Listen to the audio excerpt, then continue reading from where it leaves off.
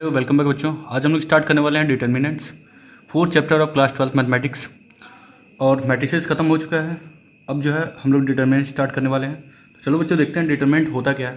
पहली बात ये है कि डिटर्मिनेंट आप किसका निकालते हो, तो आप डिटर्मिनेंट मैट्रिसेस का निकालते हो। ठीक है, डिटर्मिनेंट एक स्केलर क्वान्टिटी है, मीन्स इसकी वैल्यू स्केलर आती है, जैसे कोई नंबर आता है 2, 5, 6 ऐसा कुछ। चलो पहले पढ़ते हैं डिटर्मिनेंट। पहला पॉइंट ये है, इट इज़ अ नंबर, ये सिंपली एक नंबर है। ठीक है। दूसरा पॉइंट है, it is defined only for square matrix, ये सिर्फ स्क्वायर मैट्रिक्स के लिए डिफाइन होता है।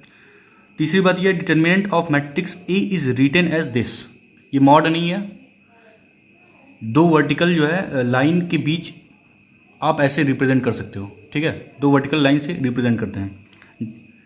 Determinant of matrix A is written as this. अब कुछ भी पढ़ने के लिए, डिटर्मिनेंट पढ़ने के लिए आपको दो फैक्ट्स जो है पढ़ना पड़ेगा। वो दो फैक्ट क्या है? पहला है माइनर, दूसरा कोफैक्टर। ठीक है, आप किसी भी मैट्रिसेस का क्या निकाल सकते हो? माइनर निकाल सकते हो, कोफैक्टर निकाल सकते हो। ठीक है, माइनर रिप्रेजेंटेड बाई MIJ होता है, कोफैक्टर रिप्रेजेंटेड बाई CIJ होता है। कोफैक्टर इसलिए C, माइनर इसलिए M। ठीक है, तो मैं बता देता हूँ कोफैक्टर माइनर क्या होता है। याद रखना, CIJ इक्वल क्या होता है? -1/i+j/MIJ। इसका मतलब पहले माइनर निकालोगे तब कोफैक्टर निकलेगा। ठीक है, तो मैं निकाल के बताता हूँ माइनर कोफैक्टर कैसे निकाला जाता है। ध्यान से देखो, मैं एक मैट्रिक्स ले रहा हूँ, उसका माइनर और कोफैक्टर निकाल रहा हूँ। ठीक है, मान लो मैंने एक क्वेश्चन लिया। क्वेश्चन है, एक मैट्रिक्स है ए जो है 1 2 3 -3 -2 -1 -3 2 -1 2 -4 3 2 -4 3। आपको दिख रहा होगा ये किस ऑर्डर का मैट्रिक्स है? 3x3। ठीक है, 3x3। अब आपको निकालना है माइनर। ठीक है, एंड कोफैक्टर। सबसे पहले मैं ये बता दूं कि माइनर कोफैक्टर किसका निकालते हो? आप एलिमेंट का निकालते हो। ये क्लियर कर लेना, हर एलिमेंट का आपको क्या निकालना है? Minor and cofactor. ठीक है, तो इसका मतलब ये है कि हर एलिमेंट का निकलेगा। तो यहाँ पे कितने एलिमेंट हैं? 9 एलिमेंट है। पहले एलिमेंट का निकालते हैं हम। अच्छा, इसकी पोजीशनिंग क्या होगी? 1 की पोजीशनिंग क्या होगी? 1 की पोजीशनिंग होती है A11। 2 की पोजीशनिंग क्या है? A22। 3 की पोजीशनिंग क्या है? 2 की पोजीशनिंग A12 होगा। 3 की पोजीशनिंग क्या है? A13। -3 की पोजीशनिंग क्या है? A21। 2 की पोजीशनिंग क्या है? A22 and so on. ऐसे ही आप हर एलिमेंट का डिस्कशन कर सकते हो। तो आपको अगर 1 का माइनर निकालना है, ठीक है, तो करना क्या होता है? देखो, 1 का अगर माइनर निकालना है तो इस रो को जहाँ 1 पाया जाता है और इस कॉलम को जहाँ 1 पाया जाता है भूल जाओ। ठीक है, तो आपको कुछ ऐसा दिखेगा, ये सारे नंबर दिखेंगे। इसको वर्टिकल लाइन के अंदर ले लो, 2 -1 -4 एंड 3। अब इसकी डिटर्मिनेंट वैल्यू आपका आंसर होगा। और डिटर्मिनेंट वैल्यू कैसे निकालते हैं? एरो ऐसे चलता है, जो आपने क्रॉस मल्टीप्लिकेशन सीखा था क्लास 10th में, बस वही करना है। ये क्या होगा? 2 × 3 -4 × -1 -4 × -1। ठीक है, तो फाइनली आंसर क्या होने वाला है? ये हो गया 6, और ये माइनस प्लस हो जाएगा, +4 मीन्स 10 आया। नहीं, ये तो माइनस हो जाएगा, इसका मतलब यहाँ पे माइनस मिलने वाला है। ये प्लस नहीं होगा, माइनस होगा। ठीक है, तो इसका आंसर होगा 2। तो आपने फर्स्ट एलिमेंट का क्या निकाला है? माइनर। फर्स्ट एलिमेंट का क्या निकाला है? माइनर। अब अगर इसी एलिमेंट का, जैसे अगर आपने माइनर निकाला है तो इसको कैसे लिखोगे? M11। अब अगर इसी एलिमेंट का A11 का अगर मैं कोफैक्टर निकालूं तो क्या होगा? C11। और कोफैक्टर का फार्मूला आपने देखा था, क्या था? Cij equal -1 to the power क्या होता है i plus J minor of I J, ये होता है। इस हिसाब से इस फार्मूले को अगर यूज़ करें तो यहाँ पे क्या होगा -1 टू द पावर i की जगह 1 है, j की जगह 1 है, ठीक है, तो 1 + 1, उसके बाद माइनर लिख दो, mij का मतलब m11, तो -1 टू पावर 2, इसका मतलब 1 आने वाला है, और m11 क्या निकला है 2 निकला है, इसका मतलब कोफैक्टर भी क्या निकल गया है 2। तो जो एलिमेंट था फर्स्ट उसका माइनर आपने निकाला, कोफैक्टर आपने निकाला, ठीक है। चलो अब इसका निकालते हैं A13 का माइनर। तो माइनर को कैसे लिखोगे, A13 एलिमेंट का क्या होगा M13, ठीक है। अच्छा A13 मतलब first row and third column, first row third column 3 का आप निकालने जा रहे हो। तो अगर 3 का माइनर आपको निकालना है तो क्या करना पड़ेगा, इस जो जहाँ पे 3 पाया जाता है इस वाले रो को ख़त्म कर दो और इस वाले कॉलम को ख़त्म कर दो। तो कौन कौन से एलिमेंट बचेंगे, ये और ये। इसको वर्टिकल लाइन के अंदर लिख लो, आपने वर्टिकल लाइन के अंदर ले लिया। तो -3 2 2 और -4 2 और -4, ठीक है। अब इसको सॉल्व करना है। सॉल्व करने का मतलब मैंने बताया था एरो आपको ऐसे यूज़ करना है। तो क्या होगा -3 इंटू -4 फिर -2 इंटू 2, तो कितना होगा 12 - 4 मीन्स 8, ठीक है। तो इस एलिमेंट का आपने क्या निकाल दिया, माइनर निकाल दिया। अब इसी एलिमेंट का क्या निकालते हैं हम लोग, कोफैक्टर। चलो यहाँ निकालते हैं। तो C क्या निकालना है 13 का निकालना है, C13 निकालना है।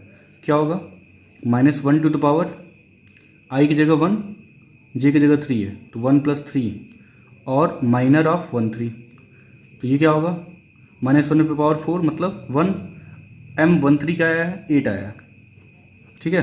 तो फाइनल आंसर क्या मिला 8। तो इस एलिमेंट का कोफैक्टर भी आपने निकाल लिया, क्या आया 8 आया।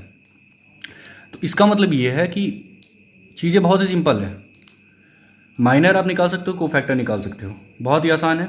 कोफैक्टर के लिए आप ये यूज़ कर सकते हो, ठीक है। अब कुछ बच्चों के लिए ये चीज़ जानना ज़रूरी है कि अगर आप माइनर निकाल चुके हो तो कोफैक्टर आप डायरेक्ट निकाल सकते हो किसी भी मैट्रिसेस के लिए, ठीक है। मैं बता देता हूँ 2 × 2 के लिए, 2 × 2 के लिए एंड 3 × 3 के लिए, ठीक है।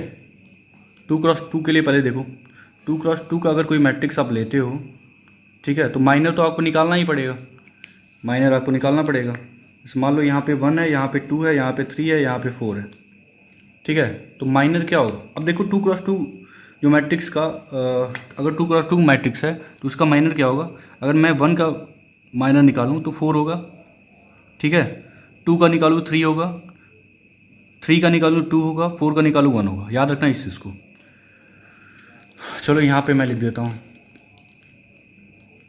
अगर हम इस मैट्रिक्स को देखें तो अगर हम ये क्या है, इसकी पोजीशनिंग क्या है A11 है, इसकी पोजीशनिंग क्या है A12 है, इसकी पोजीशनिंग क्या है A21 है, इसकी पोजीशनिंग क्या है A22 है, ठीक है।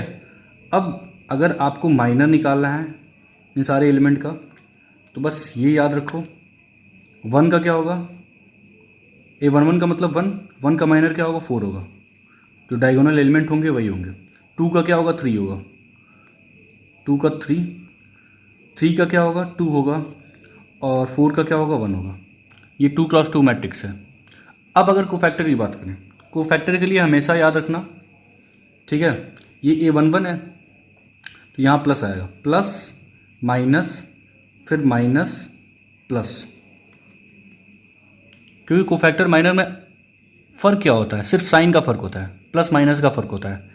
अब अगर मैं ये पूछूँ आपसे कि आप बताओ C11 बताओ, C12 बताओ, C21 बताओ, C22 बताओ, ठीक है।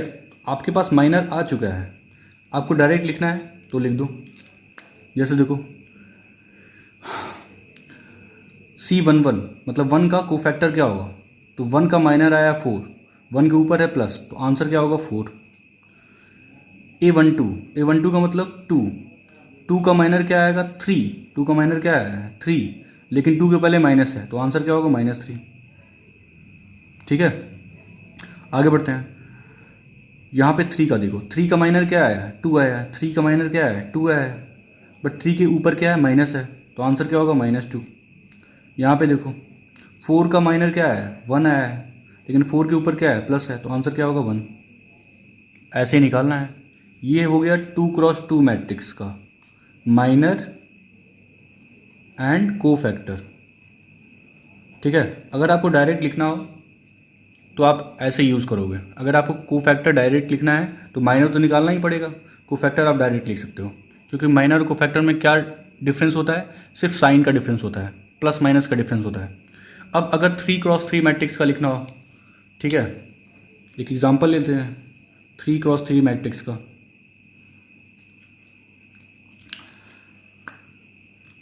ये A11 है, A12 है, A13, A21, A22, A23, A31, A32, A33।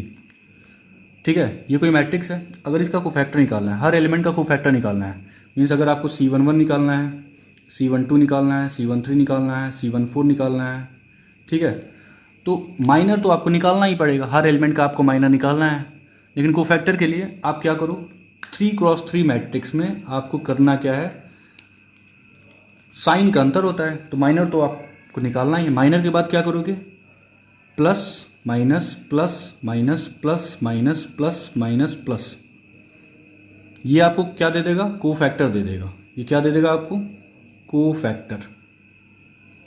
याद रखना इस चीज़ को, ठीक है। 3x3 मैट्रिक्स के लिए आप कोफैक्टर लिख सकते हो।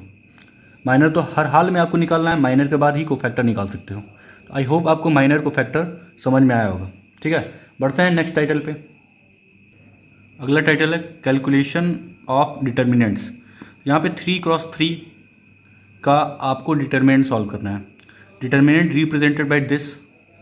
अब इसको अगर सॉल्व करना है तो आपको ये याद रखना है कि किसी भी 3x3 मैट्रिक्स का डिटर्मिनेंट निकालने के लिए आपको करना क्या होता है, किसी भी एक रो के अराउंड या किसी एक कॉलम के अराउंड आप चीज़ों को एक्सपेंड कर सकते हो, एक्सप्रेस कर सकते हो, उससे आपका डिटरमिनेंट वैल्यू निकल जाएगा। जैसे मान लो मैं फर्स्ट रो ले रहा हूँ, फर्स्ट रो के एलिमेंट क्या है, A11, A12, A13। फिर क्या करना होगा, आपको इसी एलिमेंट का कोफैक्टर लिखना है, मल्टीप्लाई कर देना है उस एलिमेंट से। मतलब जो एलिमेंट है उसके कोफैक्टर से मल्टीप्लाई करना है। फर्स्ट रो के अकॉर्डिंग लिखो या सेकेंड रो के अकॉर्डिंग लिखो या थर्ड रो के अकॉर्डिंग लिखो या first column, second column, third column के अकॉर्डिंग लिखो। ठीक है, बेसिकली आपको किसी भी रो या किसी भी कॉलम के अराउंड आपको एक्सप्रेस करना है।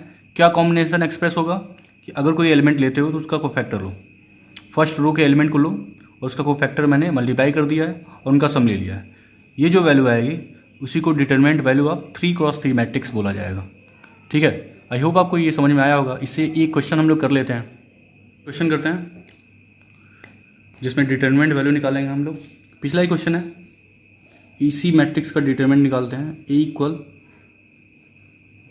एक मैट्रिक्स दिया है 3x3 का मैट्रिक्स है, इसकी हम लोग डिटरमिनेंट वैल्यू निकालेंगे। ये क्या है, 1 - 3 2, 1 - 3 2, 2 2 - 4, 2 2 - 4, 3 - 1 3, 3 - 1 3। इसका हम लोग क्या निकालेंगे, डिटरमिनेंट वैल्यू निकालेंगे।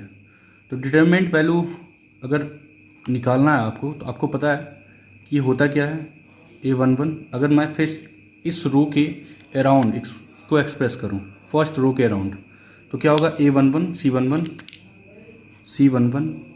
Plus A12 C12 plus A13 C13, ये होगा। अगर इसी चीज़ को मैं माइनर में लिखूं, तो कोफैक्टर और माइनर में क्या डिफरेंस है, प्लस माइनस का डिफरेंस है। तो प्लस माइनस कैसे आता है, अगर मैं कोफैक्टर निकालूं तो ये क्या होगा, प्लस माइनस प्लस, बस माइनर कोफैक्टर में इतना ही डिफरेंस है, माइनर में एक्सप्रेस करते हैं। तो इसी डिटरमिनेंट वैल्यू को अगर मुझे क्या लिखना हो, माइनर में लिखना हो, तो क्या होगा, A11। अब देखो C11, ठीक है, इसके पहले प्लस है तो माइनर में कोई डिफरेंस नहीं होगा, 1 1 ही होगा, प्लस। अच्छा, यहाँ पे देखो C12 के लिए, C12 ये एलिमेंट है, ऊपर क्या हो जाएगा, माइनस हो जाएगा, जिसकी वजह से यहाँ प्लस नहीं माइनस आएगा, यहाँ का क्या आएगा, माइनस। तो A12 होगा और M12 होगा, और C13 के ऊपर क्या है, प्लस है, तो यहाँ पे क्या आएगा A13 M13।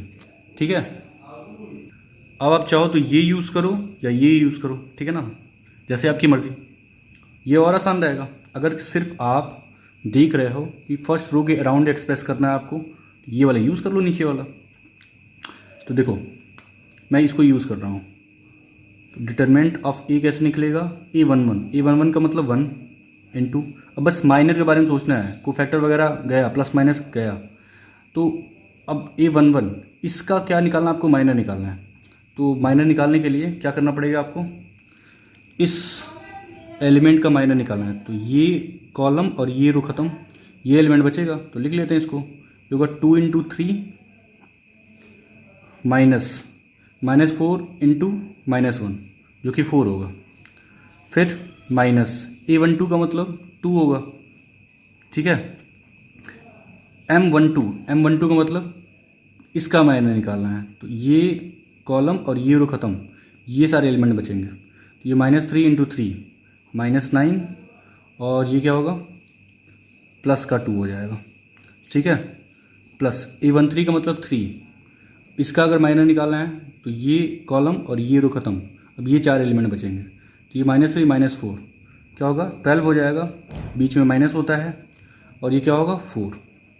तो फाइनली अगर इसको सॉल्व किया जाए तो ये कितना होगा, 6 - 4 2, ये 2 मिलने वाला है। -9 और 2 कितना होगा, -7 और ये कितना होगा, माइनस का 2, तो कितना होगा, प्लस का 14, ये क्या होगा 12 - 4 8 इंटू 3 24। तो फाइनली क्या मिलने वाला है, ये कितना होगा 38 40। तो आंसर क्या मिला 40। तो 40 आपका डिटरमिनेंट वैल्यू है, किस मैट्रिक्स का, इस मैट्रिक्स का। ठीक है, तो बहुत सिंपल था। अब ये यूज़ करो या फिर ये यूज़ करो, बात एक ही है, क्योंकि कोफैक्टर और माइनर में क्या डिफरेंस होता है, प्लस माइनस का डिफरेंस होता है। आपको माइनर निकालना ही निकालना है, क्योंकि माइनर के बाद कोफैक्टर आता है, तो आप चाहो तो यही यूज़ कर सकते हो। ठीक है ना, ओके आगे बढ़ते हैं। अगला टाइटल है multiplication of scalar to a determinant. जब किसी स्केलर को डिटरमिनेंट में मल्टीप्लाई करते हैं तो क्या होता है, ये scalar, the scalar gets multiplied any one row और कॉलम, किसी रो या किसी एक कॉलम में जो है स्केलर मल्टीप्लाई होता है। मैट्रिक्स में और डिटरमिनेंट में यही फ़र्क होता है कि अगर किसी मैट्रिक्स में हम किसी स्केलर से मल्टीप्लाई करते हैं तो वो मैट्रिक्स के हर एलिमेंट में मल्टीप्लाई हो जाता है।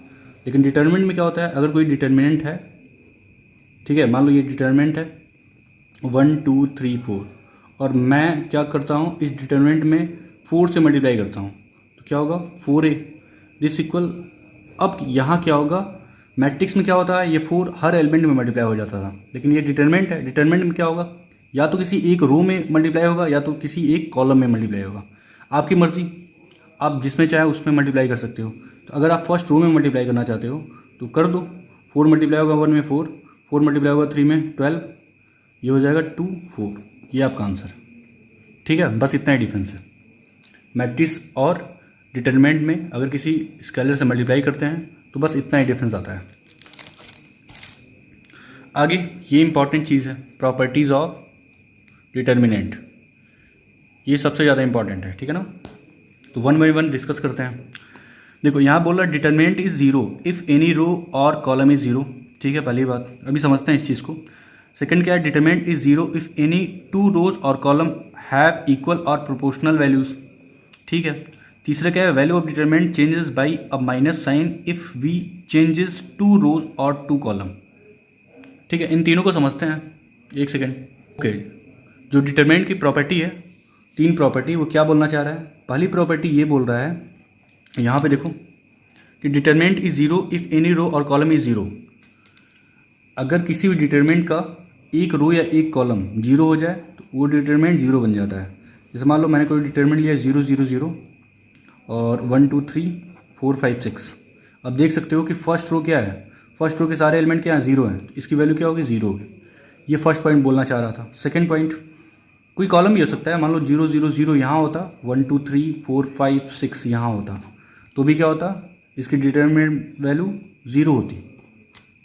ठीक है, आगे बढ़ते हैं।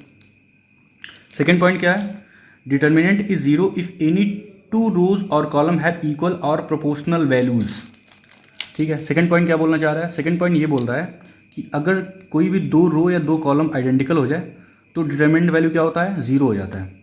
जैसे मान लो यहाँ पे 1 2 3 मैंने ले लिया, यहाँ भी 1 2 3 मैंने ले लिया, यहाँ पे -3 5 6 ले लिया।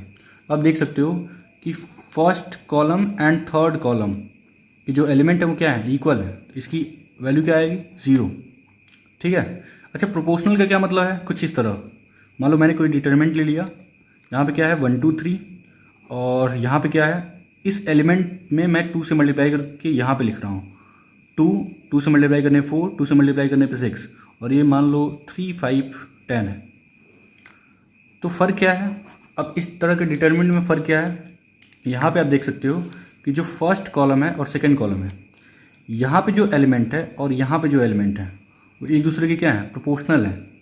क्या है, प्रोपोर्शनल है। देख सकते हो कि C2 is equal to 2 of C1 है, ये दोनों क्या है, कॉलम प्रोपोर्शनल है, इसलिए इस केस में भी क्या होगा, डिटरमिनेंट वैल्यू 0 होगी। इसको याद रखना है। थर्ड पॉइंट क्या है, ठीक है, थर्ड पॉइंट देखो यहाँ पे, value of determinant change by a minus sign if we changes 2 row और 2 कॉलम। अच्छा, इसका क्या मतलब है, मान लो आपने कोई डिटरमिनेंट लिया,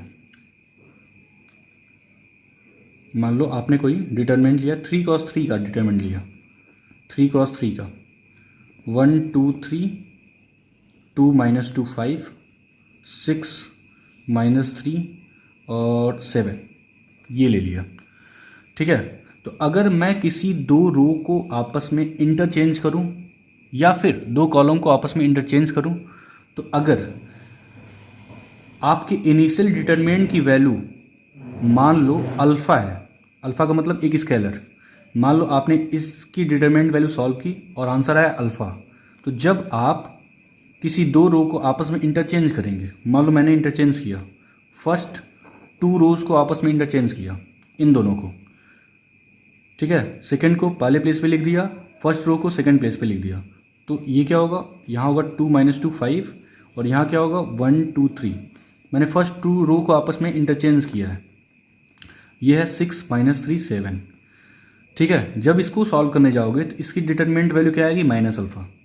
बस थर्ड प्रॉपर्टी यही बता रहा था कि जब हम किसी भी दो रो या दो कॉलम को आपस में इंटरचेंज करते हैं तो जो डिटरमिनेंट वैल्यू आता है वो पहले से क्या हो जाता है, नेगेटिव साइन के साथ आता है। ठीक है, मैग्नीट्यूड दोनों का सेम होगा लेकिन साइन क्या होगा, साइन में डिफरेंस होगा, अगर प्लस है तो माइनस आएगा और अगर ये माइनस है तो प्लस आएगा। ठीक है, बस इतना ही डिफरेंस है। थर्ड प्रॉपर्टी ये, आगे बढ़ते हैं। फोर्थ क्या है, फोर्थ है एलिमेंट्री रो और column transformations do not change the value of determinant. ठीक है, elementary row and column operation हम लोग हमेशा करेंगे प्रॉपर्टी ऑफ डिटरमिनेंट में। ठीक है, इसकी हेल्प से क्या होता है, क्वेश्चन सिंप्लीफाई हो जाता है। ठीक है, अभी मैं बताता हूँ एलिमेंट्री रो ऑपरेशन क्या होता है, इसका यूज़ हम लोग करेंगे, ठीक है ना, बार बार करेंगे। ठीक है, काफ़ी अच्छा खासा पोर्शन बचा है क्लास 12 मैथमेटिक्स में, इसी बेस्ड क्वेश्चन भी पूछता है, तो इसको हम लोग समझेंगे एलिमेंट्री रो ऑपरेशन क्या होता है और कॉलम ऑपरेशन क्या होता है। फिफ्थ प्रॉपर्टी है कि determinant value of A B equal होता है determinant of A into determinant of B. ठीक है, सिंपल है। तीसरी बात, सिक्स प्रॉपर्टी ये है कि अगर किसी मैट्रिक्स का ट्रांसपोज लें और उसका डिटरमिनेंट लें तो इक्वल होगा उस मैट्रिक्स के डिटरमिनेंट वैल्यू के, मतलब ट्रांसपोज का डिटरमिनेंट वैल्यू इक्वल होता है उस मैट्रिक्स के डिटरमिनेंट के। सेवेंथ प्रॉपर्टी क्या है कि k टाइम्स ऑफ a का डिटरमिनेंट इक्वल होता है k पे n determinant of a where k is any matrix and n is order of a। k is any matrix नहीं, k इज एनी मैट्रिक्स नहीं है, k इज एनी स्केलर है। ठीक है, k is any scalar, k क्या है, एक scalar है। ठीक है, तो आपको ये समझ में आया होगा कि अच्छा यहाँ पे की पे पावर n क्या है, ये n क्या है, n जो है ऑर्डर है ए मैट्रिक्स का। मान लो 3x3 मैट्रिक्स है तो उसका ऑर्डर क्या है 3 है, तो 3 ऊपर होगा। ठीक है, अभी जब हम लोग क्वेश्चन करेंगे तो इसकी प्रॉपर्टी को एनालाइज करेंगे कि ये सब क्या बोलना चाह रहा है। ठीक है, इंपॉर्टेंट ये है, 7 इंपॉर्टेंट है और 4th इंपॉर्टेंट है। ठीक है, बाकी जो हम लोग पहले किए हैं वो सारा 3 प्रॉपर्टी जो भी था फर्स्ट 3 वो भी इंपॉर्टेंट है। ठीक है, अब इंपॉर्टेंट रिजल्ट ये भी पढ़ लेते हैं। इंपॉर्टेंट रिजल्ट में क्या है, फिर हम लोग क्वेश्चन करेंगे। इंपॉर्टेंट रिजल्ट में जो फर्स्ट रिजल्ट है वो क्या बोल रहा है, determinant of skew matrix of odd order is 0। याद होगा आपको कि स्क्यू मैट्रिक्स क्या होता है। स्क्यू मैट्रिक्स क्या होता है, जहाँ पे डायगोनल जो एलिमेंट होते हैं वो 0 0 0 होते हैं, बाकी जो कॉन्जुगेट पेयर में एलिमेंट आते हैं वो क्या होते हैं, साइन में अपोजिट होते हैं। ठीक है, तो अगर कोई ऑड ऑर्डर का स्क्यू मैट्रिक्स है तो उसकी डिटरमिनेंट वैल्यू क्या होती है, 0 होती है। याद रखना इस चीज़ को। ठीक है, अगर कोई स्क्यू मैट्रिक्स है, जैसे मान लो 3x3 का कोई स्क्यू मैट्रिक्स है तो उसकी डिटरमिनेंट वैल्यू क्या होगी, 0 होगी। सेकंड क्या है, determinant of diagonal matrix is equal to product of its diagonal element. ठीक है, अब अगर कोई डायगोनल मैट्रिक्स है और उसका हम डिटरमिनेंट निकालें तो आप डायरेक्ट क्या कर सकते हो, डायगोनल एलिमेंट को प्रोडक्ट कर सकते हो, वो आपको आंसर दे देगा। फॉर एग्जांपल जैसे मान लो मैंने एक डायगोनल मैट्रिक्स ले लिया, तो डायगोनल मैट्रिक्स में होता क्या है, बस डायगोनल में एलिमेंट आते हैं, मान लो 1 2 3, बाकी एलिमेंट क्या होते हैं, 0 0 0 होते हैं। ठीक है, मान लो ये कोई मैट्रिक्स है, दिख रहा है, ये कौन सा मैट्रिक्स है, डायगोनल मैट्रिक्स। ठीक है, अब अगर इस मैट्रिक्स का हम डिटरमिनेंट वैल्यू निकालें तो आपको कुछ नहीं करना होगा, सिर्फ जो डायगोनल एलिमेंट हैं उनका प्रोडक्ट ले लो। उनका प्रोडक्ट क्या है, 1 × 2 × 3, आंसर क्या होगा 6। तो इस मैट्रिक्स का जो डिटरमिनेंट वैल्यू होगा वो क्या आएगा, 6 आएगा। That's it. तो यही बोल रहा था पॉइंट नंबर 2। पॉइंट नंबर 3 क्या है, if a number is multiplied to a determinant its gets multiplied in any row और एनी कॉलम। इसकी बात हो गई थी। ठीक है ना, मैट्रिक्स में क्या होता है, मैट्रिक्स में अगर किसी स्केलर से मल्टीप्लाई करते हैं तो वही स्केलर मैट्रिक्स के हर एलिमेंट में मल्टीप्लाई हो जाता है, लेकिन डिटरमिनेंट में क्या होता है, वो स्केलर किसी एक रो या किसी एक कॉलम में मल्टीप्लाई होगा। मैट्रिक्स और डिटरमिनेंट में यही फ़र्क है जब किसी स्केलर से हम लोग मल्टीप्लाई करते हैं। ओके, अब ये भी देख लेते हैं। ठीक है, ये एक छोटा सा पॉइंट है, singular and non singular matrix. Singular matrix किसको बोलते हैं, जिसकी डिटरमिनेंट वैल्यू 0 के इक्वल हो जाए, और नॉन सिंगुलर मैट्रिक्स किसको बोलते हैं, जिसकी डिटरमिनेंट वैल्यू 0 के इक्वल ना आए, मीन्स कुछ आए। ठीक है, अगर डिटरमिनेंट किसी मैट्रिक्स, किसी स्क्वायर मैट्रिक्स का अगर डिटरमिनेंट आप निकाल रहे हो, अगर उसका आंसर 0 आ जाए तो सिंगुलर मैट्रिक्स, और अगर 0 ना आए तो नॉन सिंगुलर मैट्रिक्स। ठीक है, अब क्वेश्चन करते हैं हम लोग, प्रॉपर्टीज़ ऑफ डिटरमिनेंट का यूज़ करते हुए क्वेश्चन करेंगे। ठीक है, रो ऑपरेशन, कॉलम ऑपरेशन, ये सब देखेंगे। ठीक है, किसका हम लोग यूज़ कर सकते हैं। बेसिकली होता क्या है कि 3x3 मैट्रिक्स का अगर डिटरमिनेंट वैल्यू आपको निकालना है तो कई बार क्या होता है कि कैलकुलेशन लेंदी हो जाता है, क्योंकि हर एलिमेंट को उसको कोफैक्टर के साथ मल्टीप्लाई करने पे आपको कैलकुलेशन करना होता है। ठीक है, इस कैलकुलेशन को थोड़ा इजी बनाने के लिए हम लोग प्रॉपर्टीज़ ऑफ डिटरमिनेंट की हेल्प लेते हैं। ठीक है, तो चलो क्वेश्चन देखते हैं कैसे समराइज़ करते हैं, कैसे हम लोगों को मदद करेगा प्रॉपर्टीज़ ऑफ डिटरमिनेंट निकालने के लिए। ठीक है, चलो बच्चों क्वेश्चन समझते हैं। एक छोटा सा क्वेश्चन करते हैं, फाइंड वैल्यू ऑफ डिटरमिनेंट। ठीक है, डिटरमिनेंट क्या है, डिटरमिनेंट दिया है यहाँ पे a माइनस बी, यहाँ पे b माइनस सी, यहाँ पे c माइनस ए, यहाँ पे क्या है b माइनस सी, अच्छा यहाँ पे क्या है c माइनस ए, यहाँ पे क्या है a माइनस बी, यहाँ पे क्या है c माइनस ए, यहाँ पे क्या है a माइनस बी, यहाँ पे क्या है b माइनस सी। ये डिटरमिनेंट है जो 3x3 का है। ठीक है, इसका नाम a दे दो। अब क्या निकालना है, इसकी वैल्यू निकालना है।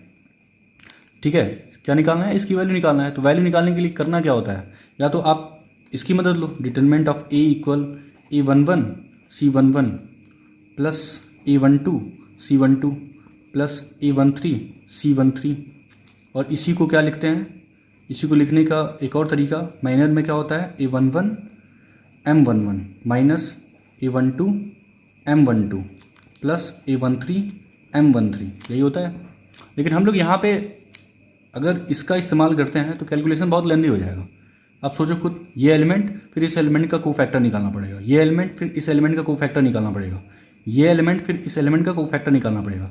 तो बजाय इसका यूज़ करते हुए अगर हम इसका इस्तेमाल करते हैं तो सोल्यूशन क्या होगा, लेंथी होगा। ठीक है, बजाय इसके हम लोग प्रॉपर्टीज ऑफ डिटरमिनेंट का यूज़ करेंगे। कैसे यूज़ करेंगे, आपने फोर्थ प्रॉपर्टी आपने पढ़ा होगा, elementary row and column operation, उसका हम लोग यूज़ यहाँ पे करते हैं। देखो अब एलिमेंट्री रो ऑपरेशन क्या होता है, रो नंबर 1 ये है, रो नंबर 2 ये है, रो नंबर 3 ये है, कॉलम नंबर 1 ये है, कॉलम नंबर 2 ये है, कॉलम नंबर 3 ये है।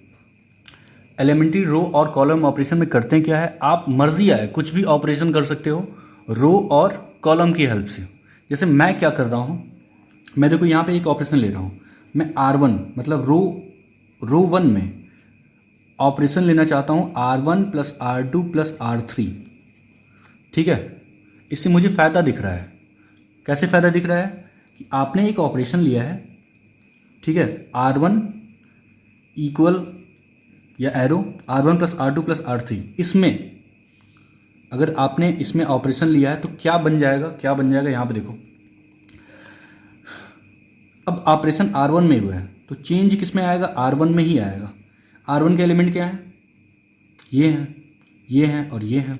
ठीक है, कलर चेंज करते हैं, एक ये है और एक ये है, एक ये है। तो ऑपरेशन सिर्फ R1 में हो रहा है। तो R1 किसकी इक्वल है, R1 plus R2 plus R3 के। तो R1 में जो फर्स्ट एलिमेंट है A माइनस बी वो किसकी इक्वल होगा, R1 plus R2 plus R3। R1 ये है, R2 ये है, R3 ये है, इन तीनों को ऐड करना पड़ेगा। तो ऐड करने से क्या होगा, देखो अगर हम तीनों को ऐड करते हैं तो प्लस A है minus A cancel out, minus B plus B cancel out. ठीक है, उसके बाद यहाँ पे क्या है, माइनस सी कैंसिल आउट, तो यहाँ होगा 0। अच्छा R1 में ही ऑपरेशन करना है तो क्या होगा, R1 plus R2 plus R3, यहाँ भी होगा R1 plus R2 plus R3, यहाँ भी क्या होगा 0 बनेगा, यहाँ भी क्या होगा 0 बनेगा। बस ऑपरेशन R1 में था तो R2 में कोई चेंज नहीं होगा, मतलब इस वाले एलिमेंट में कोई चेंज नहीं होगा, R3 में कोई चेंज नहीं होगा, इस वाले एलिमेंट में कोई चेंज नहीं होगा। तो ये सब एज इट इज़ कॉपी हो जाएंगे। तो यहाँ होगा B माइनस सी माइनस ए माइनस बी, यहाँ पे C माइनस ए माइनस बी माइनस सी। अब फिर से आप प्रॉपर्टी लगा सकते हो। अब देखो ये डिटरमिनेंट सॉल्व होके ये छोटा सा डिटरमिनेंट बन गया जहाँ पे 0 0 0 एलिमेंट आते हैं। और मैंने प्रॉपर्टी में बताया था अगर किसी भी डिटरमिनेंट के एक रो या एक कॉलम 0 बन जाते हैं तो उसकी डिटरमिनेंट वैल्यू क्या होती है, 0 हो जाती है। तो देखो पहला रो क्या बन चुका है, 0 बन चुका है, तो इसका आंसर क्या आएगा 0। इसकी डिटरमिनेंट वैल्यू क्या है 0। तो आप खुद सोचो अगर आप इसका हेल्प लिए होते तो सोल्यूशन कितना बड़ा होता, तब जाके 0 मिलता। और आपने प्रॉपर्टीज़ ऑफ डिटरमिनेंट यूज़ किया तो आपका आंसर 2 स्टेप में निकल गया। ठीक है, इसीलिए प्रॉपर्टीज़ ऑफ डिटरमिनेंट बहुत इंपॉर्टेंट होता है। चलो बच्चों एक और क्वेश्चन करते हैं। क्वेश्चन है, by using property of determinant prove that, by using of property of determinant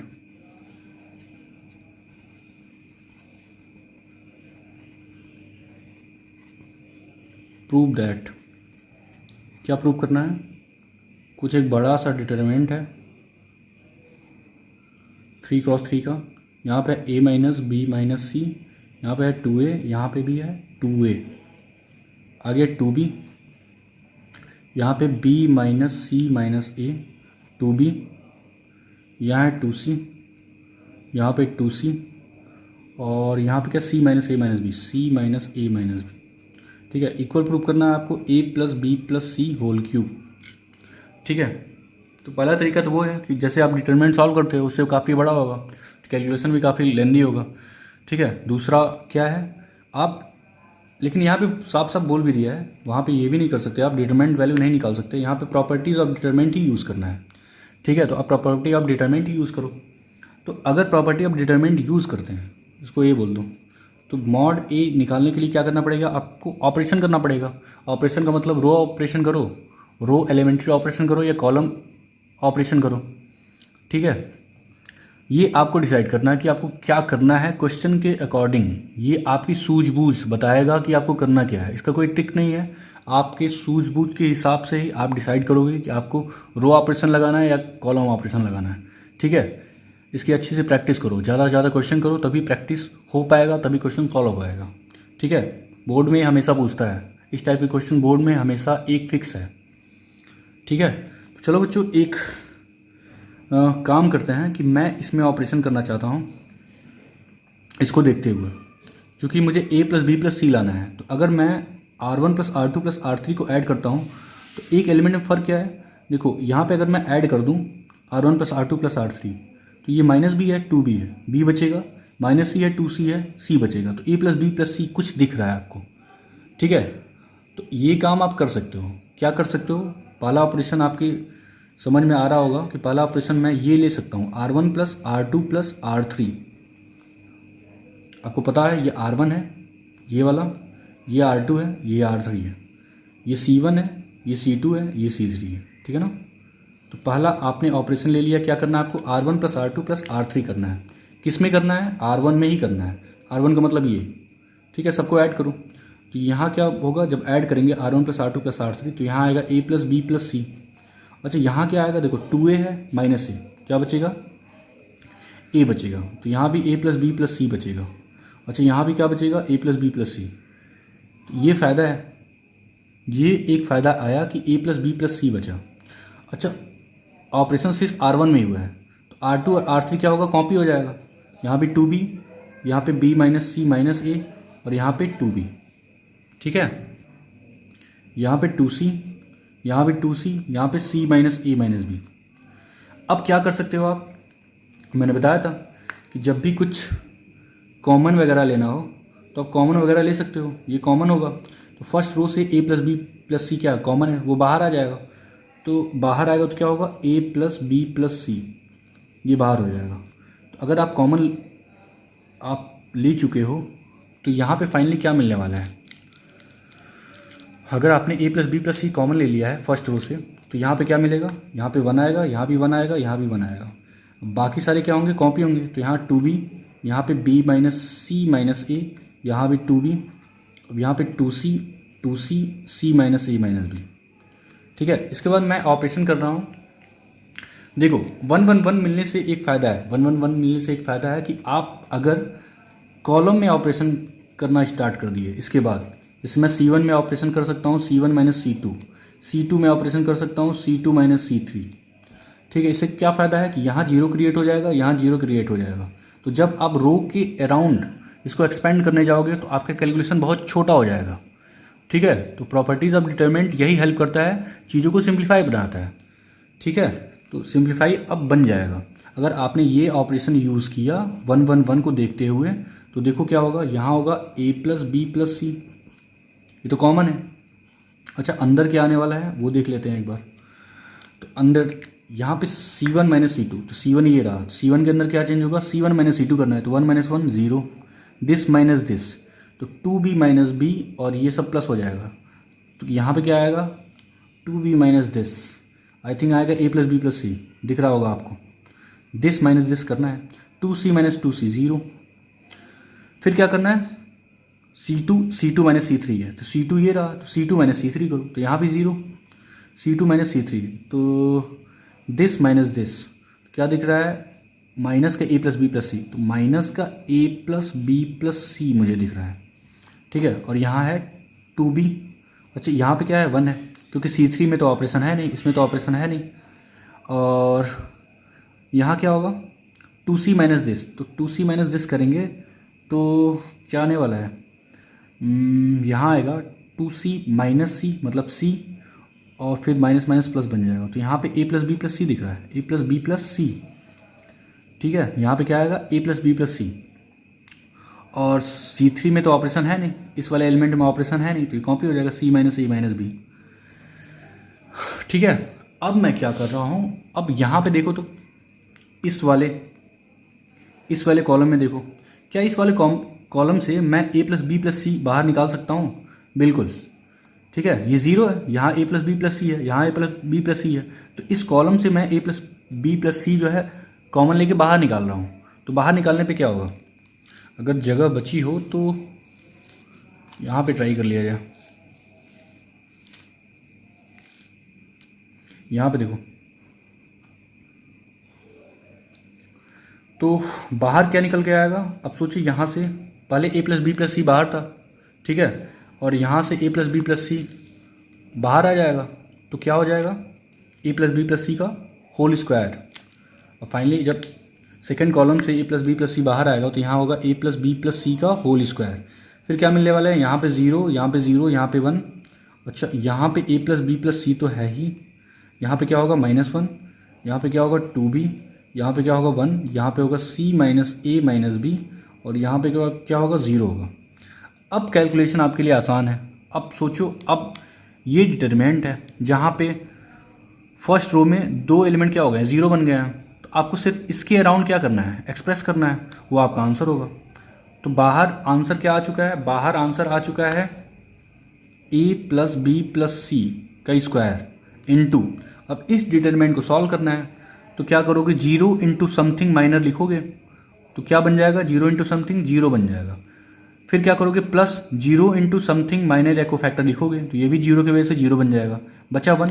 तो 1 के अराउंड अगर आप एक्सप्रेस करोगे तो 1 इंटू क्या आएगा, 1 के लिए क्या होगा, 1 के लिए, इस 1 के लिए क्या होगा, ये कॉलम और ये रो गायब हो जाएगा, ये एलिमेंट बचेंगे। तो ये एलिमेंट क्या है, a प्लस बी प्लस सी, 1 में मल्टीप्लाई होगा तो क्या आएगा, a प्लस बी प्लस सी आएगा, a प्लस बी प्लस सी यहाँ पर लिख देते हैं, a प्लस बी प्लस सी। अच्छा, माइनस का क्या होगा, 0 इंटू -1 0, तो माइनस का 0 होने वाला है। तो फाइनली आंसर क्या मिल गया, दिख रहा है, a plus B plus C का whole cube, a plus B plus C का होल क्यूब। ठीक है, तो आप देख सकते हो कि प्रॉपर्टी ऑफ डिटरमिनेंट का हेल्प लेके हम लोग बड़े बड़े कैलकुलेशन को सिंप्लीफाई कर रहे हैं। ठीक है, मतलब 3x3 मैट्रिक्स को भी अगर आपको डिटरमिनेंट निकालना है तो प्रॉपर्टीज ऑफ डिटरमिनेंट की हेल्प से क्या कर रहे हो, उसको सिंप्लीफाई कर पा रहे हो। ठीक है, तो हम लोग इसी का यूज़ करते हैं, प्रॉपर्टी ऑफ डिटरमिनेंट का यूज़ करते हैं किसको सिंप्लीफाई करने के लिए, 3x3 मैट्रिक्स को, 3x3 मैट्रिक्स के डिटरमिनेंट को सिंप्लीफाई करने के लिए। That's it. ठीक है, तो इसमें बहुत सारे क्वेश्चन है, एनसीईआरटी में भी है, एनसीईआरटी एग्जाम्पलर में भी है, आप ट्राई कर सकते हो। ठीक है, तो आज के लिए बस इतना ही बच्चों। आगे हम लोग जो है कल एडजॉइंट मैट्रिक्स पढ़ेंगे, उसके बाद हम लोग इन्वर्स मैट्रिक्स पढ़ेंगे कि इन्वर्स हम लोग कैसे निकालते हैं मैट्रिक्स का। ठीक है, फिर प्रॉपर्टी ऑफ इन्वर्स पढ़ेंगे और आगे जो है इस चीज़ को कंटिन्यू करेंगे। इंपॉर्टेंट सब कुछ है, एडजॉइंट भी इंपॉर्टेंट है, इन्वर्स भी इंपॉर्टेंट है। ठीक है, तो अभी डिटरमिनेंट बहुत सारी चीज़ें हैं। मिलते हैं अगले वीडियो में, तब तक आप लोग पढ़ाई करते रहो एंजॉय करके। Bye bye.